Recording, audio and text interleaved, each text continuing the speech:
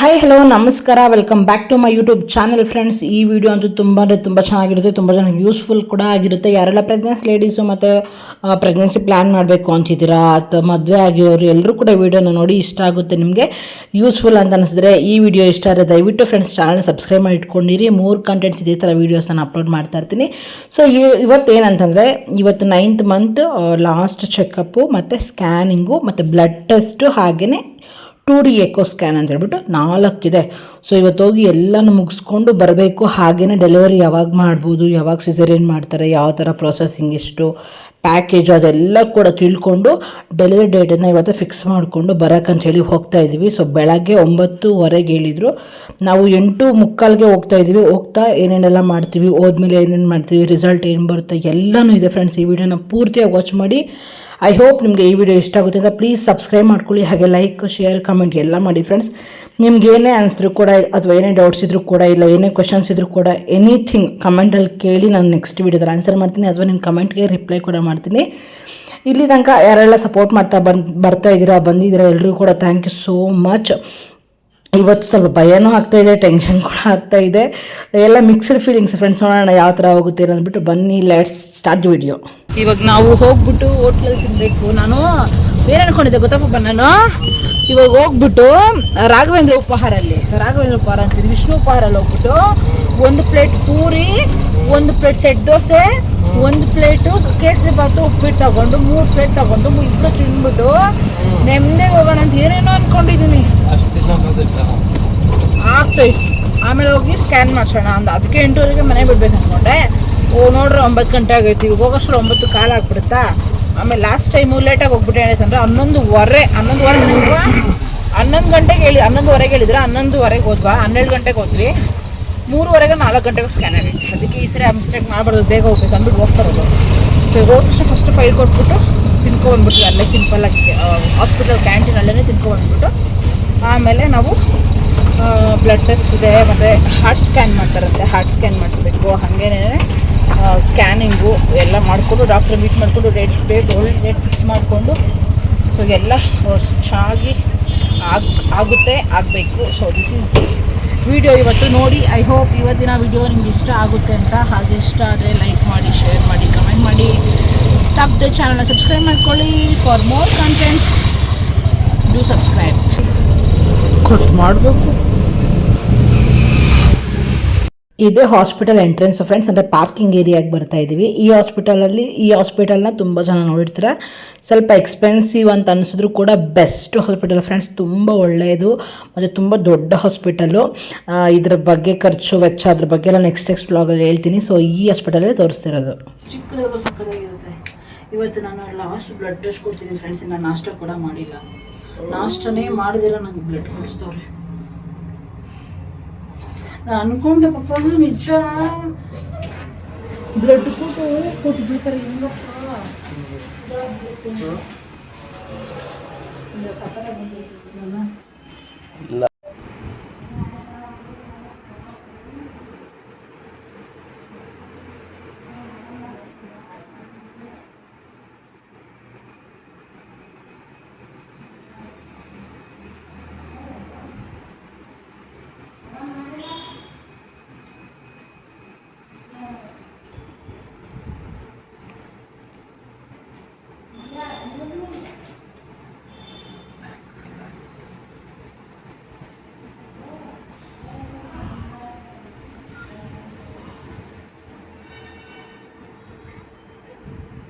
ನಾಷ್ಟ ಮಾಡಿರಲಿಲ್ಲ. ಸಿಸ್ಟರ್ ಹೇಳಿದ್ರು, ನೀವು ಇವಾಗೆ ಬ್ಲಡ್ ಕೊಟ್ಟು ಬಂದುಬಿಟ್ರೆ ಸ್ಕ್ಯಾನಿಂಗ್ ಆಗಿ ರಿಪೋರ್ಟ್ ಬರೋಷ್ಟರಲ್ಲಿ ಮೇಡಮ್ ಹತ್ರ ನೀವು ಡಾಕ್ಟರ್ ಹತ್ರ ಎರಡೂ ಕೂಡ ತೋರಿಸ್ಬಿಟ್ಟು ಕನ್ಸಲ್ಟೇಷನ್ ಮಾಡ್ಬೋದು ಅಂತಂದರೆ ಸರಿ ಅಂತ ಊಟ ಮಾಡೋಕ್ಕಿಂತ ಮುಂಚೆ ಬ್ಲಡ್ ಕೊಡೋಕೆ ಹೋದೆ ಫ್ರೆಂಡ್ಸ್.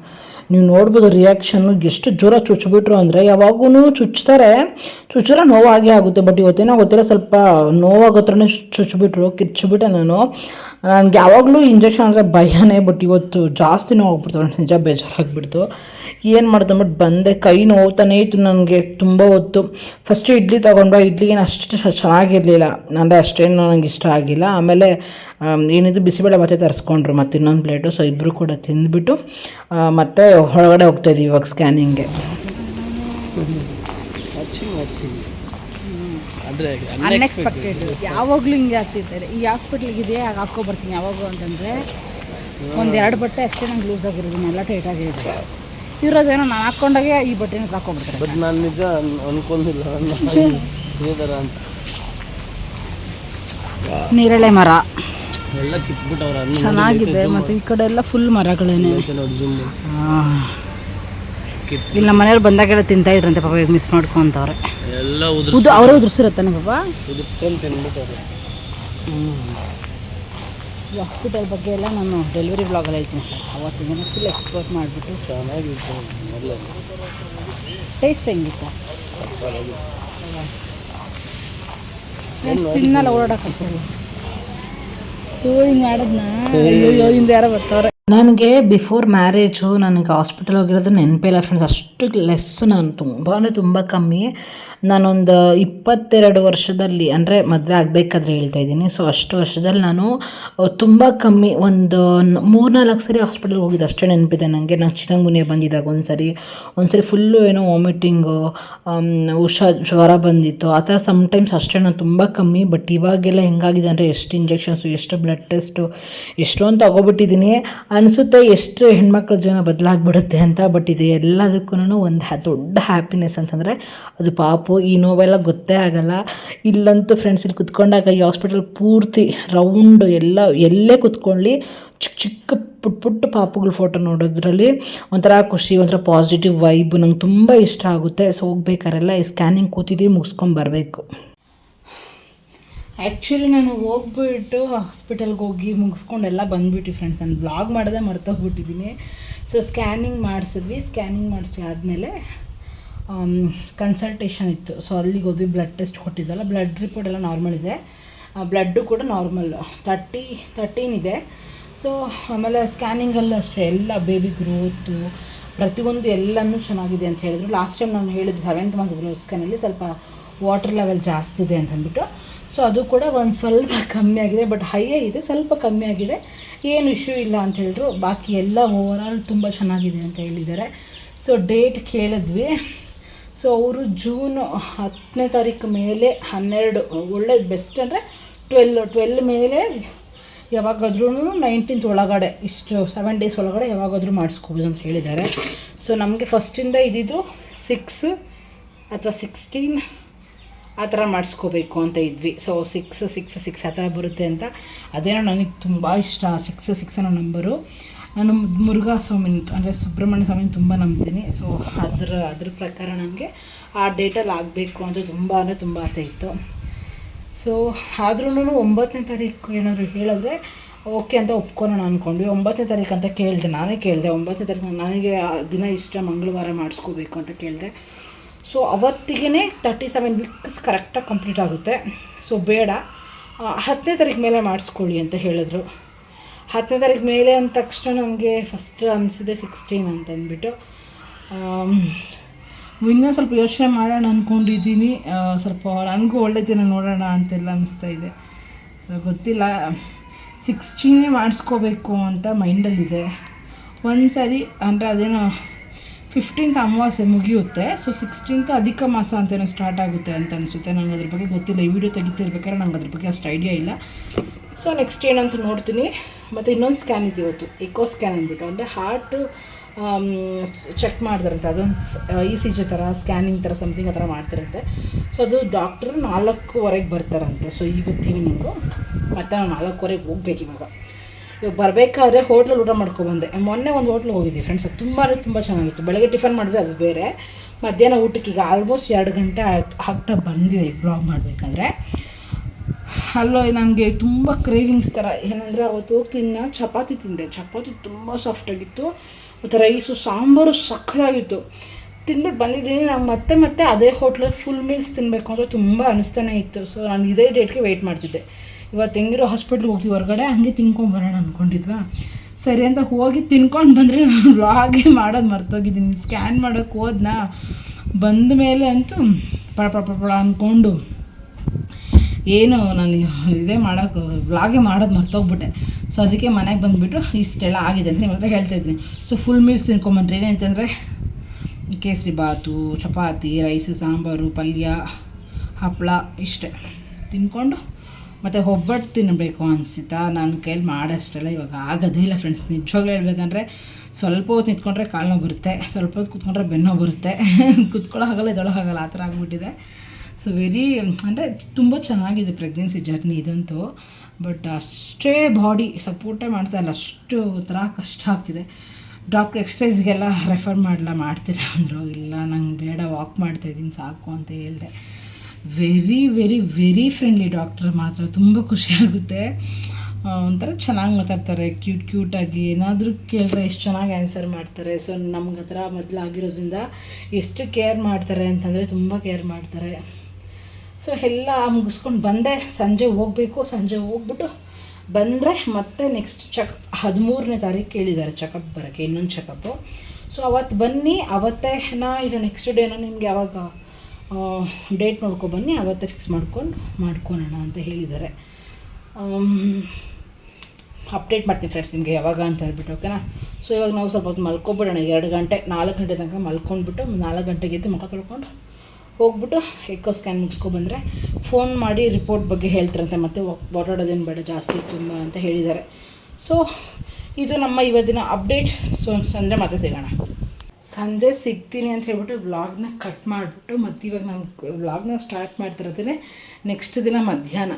ಕಾರಣ ಬಂದ್ಬಿಟ್ಟು ಏನಾಯಿತು ಅಂತಂದರೆ ಫ್ರೆಂಡ್ಸ್, ಸ್ವಲ್ಪ ಬೇಜಾರಾಗ್ಬಿಡ್ತು. ಅಂದರೆ ಹೋಗಬೇಕು ಅಂತ ರೆಡಿ ಆದೆ, ಬಟ್ ನಮ್ಮ ಹಸ್ಬೆಂಡ್ ಬೇರೆ ಕಡೆ ಕೆಲಸಕ್ಕೂ ಡ್ಯೂಟಿ ಬಂತು ಅಂತ ಹೇಳ್ಬಿಟ್ಟೆ ಹೋದರು. ಮತ್ತು ನಾನು ಹೋಗೋ ತಡ ಆಗಿಬಿಡ್ತು. 4:15 ಅಲ್ಲಿರಬೇಕು, 4:45ಗೆ 2D ಎಕೋ ಸ್ಕ್ಯಾನ್ ಅಂತ ಹೇಳ್ಬಿಟ್ಟು ಹೇಳಿದ್ರು ಡಾಕ್ಟ್ರ್ ಆಲ್ರೆಡಿ. ಬಟ್ ಏನಾಯಿತು ಅಂತಂದರೆ ಸ್ವಲ್ಪ ಲೇಟ್ ಆಗಿಬಿಡ್ತಾ. ಆ ಟೆನ್ಷನಲ್ಲಿ ವ್ಲಾಗ್ನೇ ಮಾಡೋದು ಮರ್ತೋಗ್ಬಿಟ್ಟಿದ್ದೀನಿ. ನಾನು ಹಂಗೆ ಡೈರೆಕ್ಟ್ ಹೋದೆ. ಸ್ಕ್ಯಾನ್ ಒಂದು 7ರಿಂದ 8 ನಿಮಿಷ ಮಾಡಿರೋದು ಅನಿಸುತ್ತೆ ಅಷ್ಟೇ, ತುಂಬ ಬೇಗ ಮಾಡಿದ್ರು. ಮಾಡಿ ಇಮಿಡಿಯೇಟಾಗಿ ರಿಪೋರ್ಟ್ ಕೂಡ ಕೊಟ್ಟರು. ಅಲ್ಲೇ ಒಬ್ಬರು ಡಾಕ್ಟ್ರಿಗೆ ಕನ್ಸಲ್ಟ್ ಮಾಡಿಕೊಂಡು ಬಂದೆ. ಅದು ನಾರ್ಮಲ್ ಅಂತ ಹೇಳಿದ್ರು.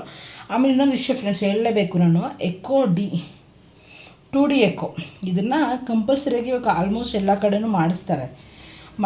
ರೀಸನ್ ಕೇಳಿದೆ ನಾನು, ನನಗಿಂತ ಫಸ್ಟ್ ಪ್ರೆಗ್ನೆನ್ಸಿಲಿ ಮಾಡಿರಲಿಲ್ಲ. ಸೊ ಇವಾಗ ಏನಕ್ಕೆ ಮಾಡ್ತಾಯಿದ್ರು ಅಂತ ಕೇಳಿದ್ದಕ್ಕೆ ಅವ್ರು ಹೇಳಿದ ರೀಸನ್ ಬಂದುಬಿಟ್ಟು, ಆಪ್ರೇಷನ್ ಮಾಡಬೇಕಾದ್ರೆ ಸಿಸೇರಿಯನ್ ಸೆಕ್ಷನ್ ಆ ಥರ ಮಾಡಬೇಕಾದ್ರೆ ಎಮರ್ಜೆನ್ಸಿ ಎಲ್ರಿಗೂ ಗೊತ್ತಾಯಿಲ್ಲ, ನಾರ್ಮಲ್ ಆಗುತ್ತೆ ಸಿಸೇರಿಯನ್ನೇ ಆಗುತ್ತೆ ಅಂದ್ಬಿಟ್ಟು. ನಮ್ಮ ಸಿಸೇರಿಯನ್ ಅಂತ ಗೊತ್ತಿತ್ತು, ಪ್ಲಾನ್ ಸಿ ಸೆಕ್ಷನು. ಸೊ ಬೇರೆಯವರು ಎಲ್ರಿಗೂ ಕಂಪಲ್ಸರಿ ಮಾಡೋ ಕಾರಣ ಗೊತ್ತಿಲ್ಲ ಅವ್ರಿಗೆ ಸಿಸೇರಿಯನ್ ಆಗ್ಬೋದು, ಎಮರ್ಜೆನ್ಸಿ ಡಿಪೆಂಡ್ಸ್ ಆನ್ ಆ ಟೈಮಲ್ಲಿ ಯಾವ ಥರ ಆಗುತ್ತೆ ಆ ಥರ, ಹಂಗಾಗಿ ಮಾಡ್ತಾರಂತೆ. ಸೊ ಅನಸ್ತೇಷಿಯಾ ಕೊಡಬೇಕಾದ್ರೆ ಕೆಲವೊಂದು ಪೇಷಂಟ್ಸ್ಗೆ ಬೇರೆ ಥರ ಪ್ರಾಬ್ಲಮ್ಸ್ ಬರುತ್ತೆ. ಈಗ ಅವ್ರದ್ದು ಹಾರ್ಟ್ ಹಿಸ್ಟ್ರಿ ಗೊತ್ತಿರಲ್ಲ, ಅವರು ಕೆಲವೊಬ್ರು ಹೇಳಿರಲ್ಲ ಈ ಥರ ಮೇಜರ್ ಆಪ್ರೇಷನ್ ಆಗಿದೆ, ಮುಂಚೆ ಈ ಥರ ಆಗಿದೆ, ಏನೂ ಇನ್ಫಾರ್ಮೇಷನ್ ಕೊಟ್ಟಿರಲ್ಲ. ಸೊ ಆ ಥರ ಆದಾಗ ಬೇರೆ ಹಾಸ್ಪಿಟ್ಲಲ್ಲಿ ಪ್ರಾಬ್ಲಮ್ಸ್ ಆಗಿದ್ದಾವಂತೆ. ಅನಸ್ತೇಷಿಯಾ ಕೊಟ್ಟಾದಮೇಲೆ ಆಪ್ರೇಷನ್ ಮಾಡಬೇಕಾದ್ರೆ, ಆಪ್ರೇಷನ್ ಆದಮೇಲೆ ತುಂಬ ಪ್ರಾಬ್ಲಮ್ಸ್ ಎಲ್ಲ ಆಗಿರೋ ಕಾರಣ ಈ 2D ಎಕೋನ ಕಂಪಲ್ಸರಿಯಾಗಿ ಇವಾಗ ಮಾಡ್ತಿದ್ದಾರೆ ಈ ಹಾಸ್ಪಿಟ್ಲಲ್ಲಿ. ಅದು 1 ವರ್ಷದಿಂದ ಅಷ್ಟೇ ಅಂತ ಮಾಡ್ತಿರೋದು. ಸೊ ನಾನು ಕೇಳಬೇಕಂತಲೇ ಕೇಳಿದೆ, ಗೊತ್ತಿಲ್ವಲ್ಲ ಏನಕ್ಕೆ ಮಾಡ್ತಾರೆ ಅಂದ್ಬಿಟ್ಟು ಕೇಳಿದ್ದಕ್ಕೆ ಇಷ್ಟು ಇನ್ಫಾರ್ಮೇಷನ ಕೊಟ್ಟರು. ಸೊ ನಿಮ್ಮ ಕಡೆನೂ ಏನಾದ್ರು ಡಾಕ್ಟರ್ ಸಜೆಸ್ಟ್ ಮಾಡಿದ್ರೆ ಖಂಡಿತ ಮಾಡಿಸಿ. ತುಂಬ ಸಿಂಪಲ್ಲು ಸ್ಕ್ಯಾನು, ಬಟ್ ಸ್ವಲ್ಪ ಅಮೌಂಟ್ ಕಾಸ್ಟ್ ಜಾಸ್ತಿ, 2,000 ರೂಪಾಯಿ ತಗೊಂಡ್ರು ಒಂದು ಸ್ಕ್ಯಾನಿಂಗೆ. ಸೊ ಕಾಲ್ ಬರ್ತಾಯಿದೆ, ನಾವು ಅಮ್ಮ ಮಾಡ್ತಿರೋದು. ಓಕೆ, ಆಮೇಲೆ ತಗೊತೀನಿ, ಆಮೇಲೆ ಮಾತಾಡ್ತೀನಿ ಅವ್ರ ಹತ್ರ. ಸೊ ಮಾಡಿಸ್ಕೊಂಡು ಕರೆಕ್ಟಾಗಿ ನಾನು 4:15 ಇಲ್ಲಿಂದ ಹೋದೆ. ಅಲ್ಲೋಗೋಷ್ಟು ಕರೆಕ್ಟ್ 4:20 ಇಲ್ಲಿ ಬಿಟ್ಟೆ, ಅಲ್ಲಿ 4:15 ಹೋಗಿದ್ದೆ. 4:45 5 ಗಂಟೆಗೆ ಸ್ಕ್ಯಾನಿಂಗ್ ಕರೆದ್ರು. ಎಲ್ಲ ಮುಗಿಸ್ಕೊಂಡು ಹೊರಗಡೆ ಬರೋಷ್ಟು ಕರೆಕ್ಟಾಗಿ 5:15 ಮನೆಗೆ ಬಂದು ಅಡುಗೆ ಎಲ್ಲ ಮಾಡಿ, ಚಿಕನ್ ತೊಗೊಬಂದಿದ್ರು, ಮಾಡಿ ತಿಂದು ಮಲಗಿ ವ್ಲಾಗ್ ಮಾಡೋದೇ ಮರ್ತೋಗ್ಬಿಟ್ಟೆ ಫ್ರೆಂಡ್ಸ್ ನಾನು. ಅಂದರೆ ಅದು ಕನ್ಸಿಸ್ಟೆನ್ಸಿಯಾಗಿ ಡೈಲಿ ಮಾಡ್ತಾಯಿದ್ರೆ ನೆನಪಿರುತ್ತೆ, ಬಿಟ್ಟು ಮಾಡೋದಕ್ಕೆ ನೆನಪಿರ್ತಾ ಇಲ್ಲ, ಹಾಗಾಗಿ. ಬಟ್ ಈ ವಿಷಯ ನಾನು ಹೇಳಲೇಬೇಕು ಅಂದ್ಕೊಂಡೆ 2D ಎಕೋ ಬಗ್ಗೆ, ಅದಕ್ಕೆ ವ್ಲಾಗ್ನ ಸ್ಟಾರ್ಟ್ ಮಾಡಿ ಇವಾಗ ಇಲ್ಲಿಗೆ ಸ್ಟಾಪ್ ಮಾಡ್ತಾಯಿದ್ದೀನಿ, ಎಂಡ್ ಮಾಡ್ತಾಯಿದ್ದೀನಿ. ಸೊ ಈ ಕರೆಕ್ಟು ಇನ್ನೊಂದು ಹೇಳಿದೆ, ನಾನು ವ್ಲಾಗ್ನ ಸ್ಟಾರ್ಟ್ ಮಾಡಬೇಕಾದ್ರೆ ಹೇಳಿದ್ದೀನಿ, ಇದು ನನ್ನ ಲಾಸ್ಟ್ ಚೆಕಪ್, ಲಾಸ್ಟ್ ಸ್ಕ್ಯಾನ್ ಅಂತ. ಬಟ್ ಇನ್ನೊಂದು ಚೆಕಪ್ ಇದೆ, ಅಂದರೆ June 13 ಬರೋಕ್ಕೆ ಹೇಳಿದ್ದಾರೆ. June 10 ಮೇಲೆ ಯಾವಾಗ ಬೇಕಾದ್ರೂ ಸಿಸೇರಿಯನ್ ಮಾಡಿಸ್ಕೋಬೋದು ಅಂತ ಹೇಳಿದ್ದಾರೆ. ಬಟ್ June 13 ಚೆಕಪ್ ಹೇಳಿದ್ದಾರೆ. ನಮಗೆ June 13 ಮೇಲೇ ಡೇಟ್ ಇರೋ ಕಾರಣ 13ಗೆ ಚೆಕಪ್ ಬರೋಕ್ಕೆ ಹೇಳಿದ್ದಾರೆ. ಸೊ ಇನ್ನೊಂದು ಚೆಕಪ್ ಇದೆ, ಬಟ್ ಸ್ಕ್ಯಾನಿಂಗ್, ಬ್ಲಡ್ ಟೆಸ್ಟ್ ಎಲ್ಲ ನಾರ್ಮಲ್ ಫ್ರೆಂಡ್ಸ್, ಎಲ್ಲ ಮುಗ್ದಿದೆ. ಇದಕ್ಕೂ ಮಿಡ್ಲಲ್ಲಿ ಇವಾಗ ನಾನು 36 ವೀಕ್ಸ್ ಕಂಪ್ಲೀಟ್ ಆಗಿದೆ. ಇವತ್ತಿಗೆ ಕರೆಕ್ಟಾಗಿ ಜೂನ್ 3ಗೆ ಇವತ್ತಿಗೆ 36 ವೀಕ್ಸ್ ಕಂಪ್ಲೀಟ್ ಆಗಿದೆ. ಸೊ ಇದಕ್ಕೆ ಮೇಲೆ ಹುಷಾರಾಗಿರಬೇಕು. ಬ್ಲೀಡಿಂಗ್ ಆದರೆ ಅಥವಾ ನೀರು ಲೀಕ್ ಆದರೆ ಅಥವಾ ಬಿಟ್ಟು ನೋವು ಬಂದರೆ, ಸೊಂಟ ನೋವು ಬಂದರೆ, ಸಿವಿಯರ್ ಬ್ಯಾಕ್ ಪೇನ್ ಬಂದರೆ, ಆಮೇಲೆ ಈ ಥರ ಎಲ್ಲ ಏನೇ ಸಿಮ್ಟಮ್ಸ್ ಇದ್ದರೂ ಕೂಡ ಮತ್ತು ಬೇಬಿ ಮೂಮೆಂಟ್ಸ್ ಕಂಪಲ್ಸರಿ, ಅದಂತೂ ಮಸ್ಟ್ ಆ್ಯಂಡ್ ಶುಡ್ಡು ನೋಡ್ಕೊತಾ ಇರಬೇಕು. ಸೊ ಕಮ್ಮಿ ಆಗ್ತಿದೆ ಅಂತ ಅಂದ ತಕ್ಷಣ ಬಂದುಬಿಡ್ಬೇಕು ಅಂತ ಹೇಳಿದ್ದಾರೆ. ಸೊ ಇಷ್ಟೆಲ್ಲನೂ ನಮಗೆ ಹೇಳಿರುವಂಥದ್ದು. ನೀವು ಕೂಡ ಇದನ್ನೆಲ್ಲ ಕೂಡ ಗಮನದಲ್ಲಿ ಇಟ್ಕೊಂಡು ನೋಡ್ಕೊತಾರಿ. ನನಗೆ ಆಲ್ಮೋಸ್ಟು ಮೂಮೆಂಟ್ಸ್ ಕಮ್ಮಿ ಆಗಿದ್ದು ಅಂದರೆ ಮೊದಲು ಬಂದುಬಿಟ್ಟು ನನಗೆ ಬೇಬಿ ವೆಯ್ಟ್ ಸ್ವಲ್ಪ ಜಾಸ್ತಿ ಇತ್ತು, ಹಂಗಾಗಿ ಮೂಮೆಂಟ್ಸ್ ಕಮ್ಮಿ ಇತ್ತು. ಬಟ್ ಆವಾಗಲೂ ನಾನು ನೋಡ್ಕೋಬೋದಿತ್ತು. ಅದೆಲ್ಲ ಗೊತ್ತಿಲ್ಲದ್ರೆ ಏನೋ ಆಗಿಬಿಟ್ಟಿದೆ, ಅದ್ರ ಬಗ್ಗೆ ಮಾತಾಡೋದು ಬೇಡ. Stay positive, B positive. ತುಂಬ ಹ್ಯಾಪಿಯಾಗಿದ್ದೀನಿ, ತುಂಬ ಪಾಸಿಟಿವ್ ಆಗಿದ್ದೀನಿ, ತುಂಬ ಖುಷಿಯಾಗಿದ್ದೀನಿ. ಡೇಸ್ ಕೌಂಟ್ ಮಾಡ್ತಿದ್ದೀನಿ ಒಂದೊಂದು ದಿನ. ನನ್ನ ಪಾಪುಗೆ ಯಾವಾಗೂ ಡೈಲಿ ಹೇಳ್ತಾ ಇರ್ತೀನಿ. ಇನ್ನೊಂದು ಮಿರಾಕಲ್ ಏನು ಗೊತ್ತಾ ಫ್ರೆಂಡ್ಸ್, ನಾನು ಅದನ್ನು ಡೆಲಿವರಿ ಆದಮೇಲೆ ಹೇಳ್ತೀನಿ. ಡೆಲಿವರಿ ವ್ಲಾಗ್ ಖಂಡಿತ ಶೂಟ್ ಮಾಡಿಕೊಂಡು ಅಪ್ಲೋಡ್ ಮಾಡೇ ಮಾಡ್ತೀನಿ. ಸೊ ನೆಕ್ಸ್ಟ್ ವೀಡಿಯೋದಲ್ಲಿ ಸಿಗೋಣ. Tell them take care and bye.